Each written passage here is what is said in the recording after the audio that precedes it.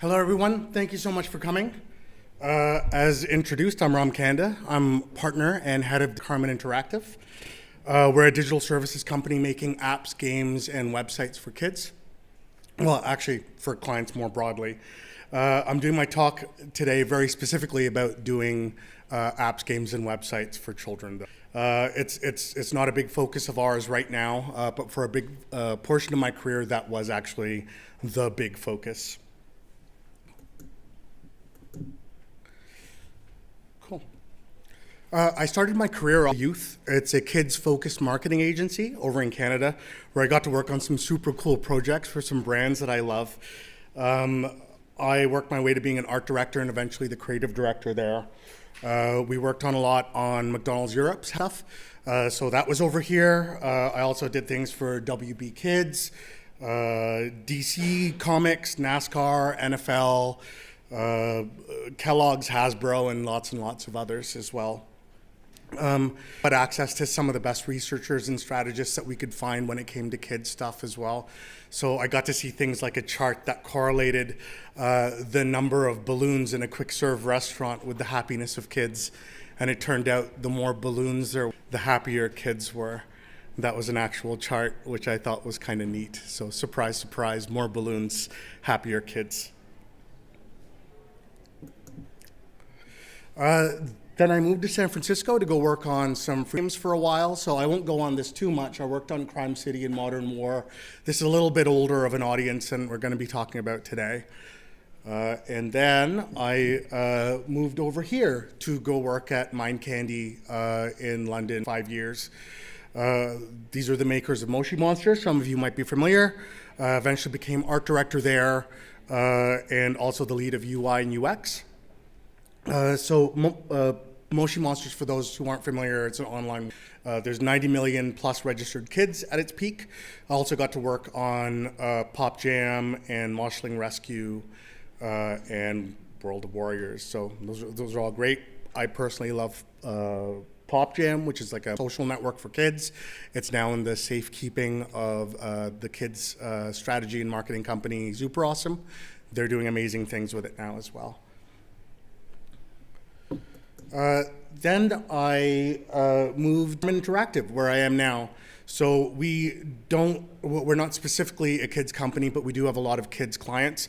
So that includes Disney and Mattel and Sega Mini at the very young end. And then as we go a little bit older, we have Bendi as well, which we worked on most recently, and we're doing lots of work with them, continuing to do work with them as well for the older teens and tweens.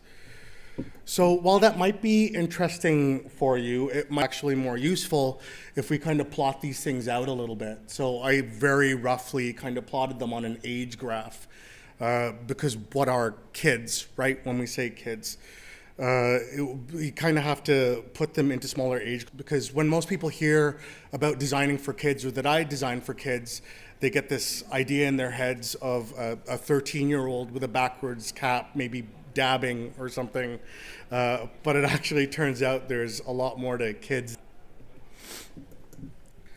It turns out that this is not one monolithic group. These are kids with wildly different sensibilities, aesthetics, and most importantly, capabilities.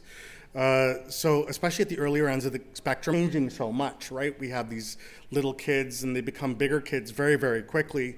And so when we're developing software and games for them, we have to express their personas accurately and we have to be truthful with ourselves about what our target audiences are. So it's not really enough to say, you know, we're making something with a target audience between 3 and 13 because what does that mean, right? You're talking about someone who can barely form a sentence. And then at the other end of it, this is someone who has all the baggage of a teenager almost, and they're kind of carrying that into all the experiences they're doing as well.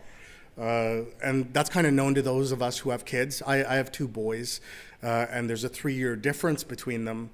But you know, that's a world apart when you're talking about kids that young. So we have to break our personas down into something more workable. And then we start this negotiation between what the brand is that we're working with and what the mechanics of our game are, and then who our audience is. But it needs to be a very deliberate and considered balancing act when you're actually making this stuff. So I like to think of it in 2-year increments, starting at 2 years old. Now, there's difference between kids, and obviously every kid's unique. But for the sake of actually making something workable, you have to kind of squint and make out the broad outlines of what these trends are and what these 2-year increments are. And for the sake of this talk, I'm not going to focus on gender at all. We're just talking about age, really. And so a lot of this comes from my own practical experience, but there's also a paper written by Deborah Levin-Gelman in 2014 about for kids. And she did a great job of sort of boiling this down into things that we can use. So if you'll allow me, I'm going to sort of step through age by age and sort of considerations that you might want to make at each of these. So 2 to 4 year olds, I'll start with that. At this age range, the kids are firmly pre-readers, and that means communicating with images rather than written words, and you guys probably already have that figured out. But what kinds of images, right? These kids are just starting to think abstractly, but it's way too early to think that they're going to sort of get the metaphors that we're kind of thinking of. So while we might have icons and symbols in our designs, and that might look nicer to us, it actually might be more useful for kids this age to be able to see illustrations or photographs of what it is that they're going to be working on, or what they're going to be looking at, sorry. So with a simple shape might fit the aesthetic more, but we want to use illustrations and photographs. So a picture of a YouTube-like video or a screen is more appropriate than saying a little triangle button and them knowing that means there's going to be a video on the next page, because they very likely might not know that's what that means. So kids this age also tend to prefer open-ended toy experiences and your sort of classic gameplay, this outcome-focused gameplay that we have for the older kids. So if you think of Sego Minis games, if you've had a chance to experience those are really, really well done. And we've had a chance to work with them on that. But you'll need to be wary when you're doing these things, because we tend to overpack these types of experiences and we make everything beep and buzz and do all this sort of stuff. But this age, kids tend to associate only a single function with an item or object. So if you roll over something and it does something, the kids are going to think that was the sole purpose of what that was for. Right? They're not going to think that there was another reason why it was doing that, and the pop-ups and stuff were just to entertain them. They're going to think that's why you actually did it. So this goes very much against the surprise and delight feelings that we sort of have, and the things that we want to them.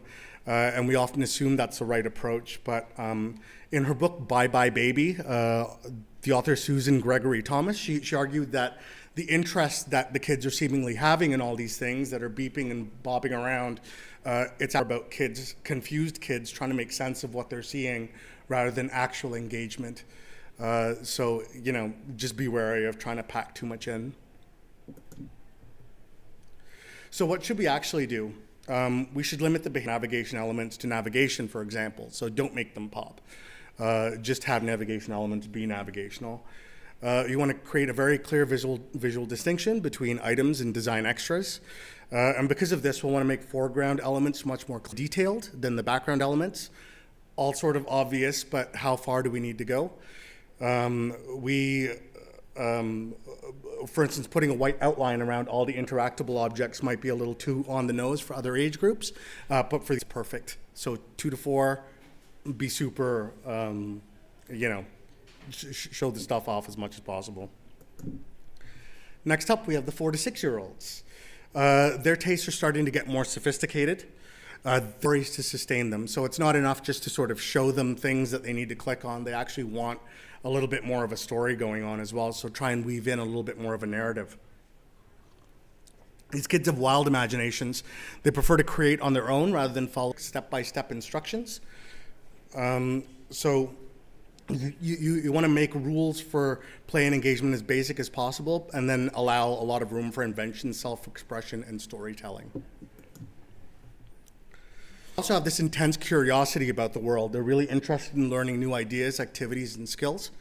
and they may become frustrated when when learning takes longer than they'd like, and they also get sidetracked if you have them on anything that long. You might notice this if you have kids of your own and you're getting them dressed and they start just focusing on their socks for 10 minutes or something. Because of all this, you want to keep activities simple, short, and rewarding. You want to set attainable goals for the tasks and activities that we create. And we also want to create context-based help as well, so kids have an easier time processing information. So we want to provide feedback, encouragement after milestones. They're also developing increased memory function as well. They can recall complex sequences of events just by sort of hearing them. So for instance, you might want to say to them, touch all the red stars and all the green apples as well. And so we're kind of getting all this for them, and they're a little bit more engaged than if it was something too simple for them, because they'll reject the simple stuff really quickly. They think that's baby stuff really fast.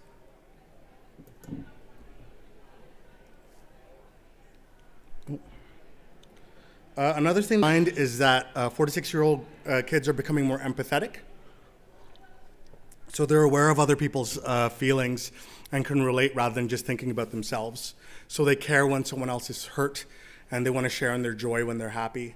Start introducing NPC characters to actually give guidance rather than just detached UI messages. When I have a little owl character or something in the corner that's actually giving feedback. That's what they'll love. Next, we have 6 to 8-year-olds. So these kids in North America would be in grade 1. Proper school has begun. They're done kindergarten, or nursery, I guess, as it would be here. We still have to presume that they're pre-readers. A lot of them can read at this age, but a lot of them can't, so we have to sort of presume that way. But at this point, they've developed past the flightiness of the kindergartner.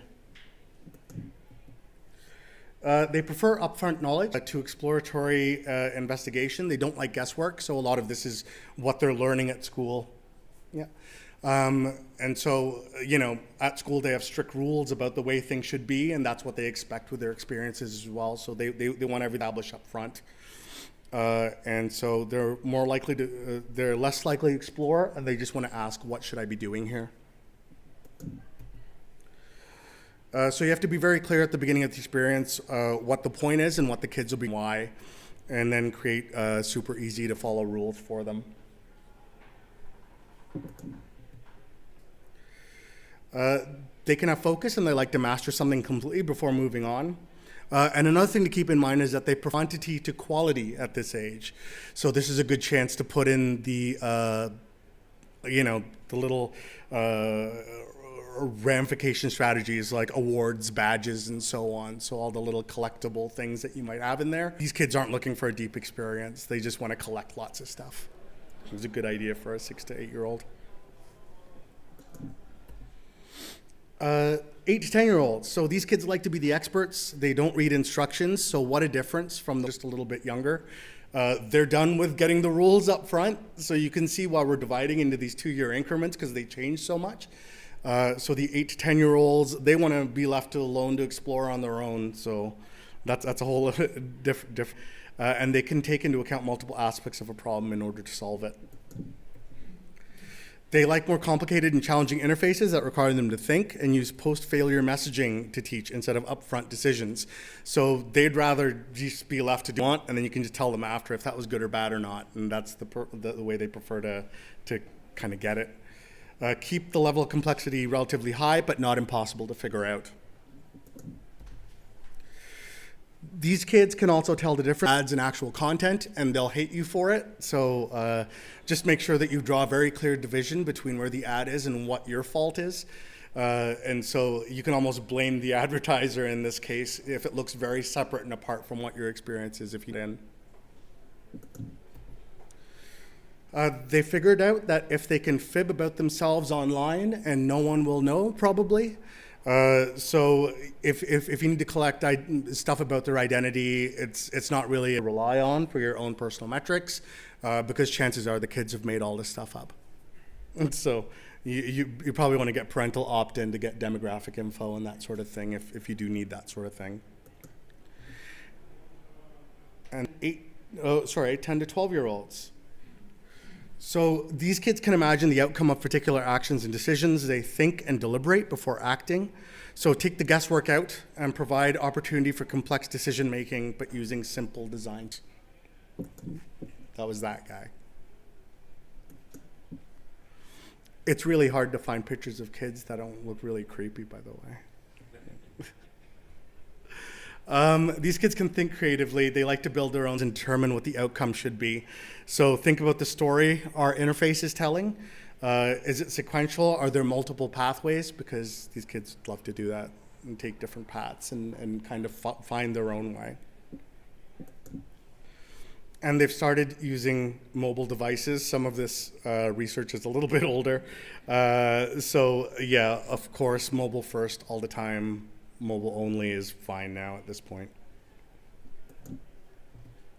They see themselves less as generalists and more as specialists. So when you're creating stuff, don't sort of just make the idea of giving them an experience in general. They've honed in on things they like and things that they're good at and what interests them. So steer away from basic and general content on particular areas of interest, such as art, music, science, animals, and so on. So you want to focus a little bit more with the experiences that you're creating for them. And so, conclusion. This is all a very cursory look at these micro cohorts. It's not meant to be exhaustive, but an illustration of just how much kids can change from year to year. It's also a sampling of the kinds of research that are out there. There's quite a bit that's out there for all of them. What I love about this is that making games and apps for kids and research couldn't be clearer. Right, if we ride the edge of the kids' capabilities, so you always want to kind of push them a little bit, not make things too easy for them because they get bored very easily. But they'll actually become more engaged, and tend to tell parents that we're doing most of the time anyways, we're making stuff educational, right? And we're kind of always riding the edge of their capabilities. So yeah, they're not bored, they're learning about themselves, they're experimenting with the very idea of who they are, and kids who are more engaged. And it doesn't feel like work to them, and we can rest easier that we're doing what's best for everybody. So at each stage, we want to nurture their new growth. And what's great is that this is a win-win situation. It's not just altruistic to reinforce learnings and kids made through design. They're keenly more engaged because they feel the experiences are tailored to them. Thank you. Thank you very much. Thank you.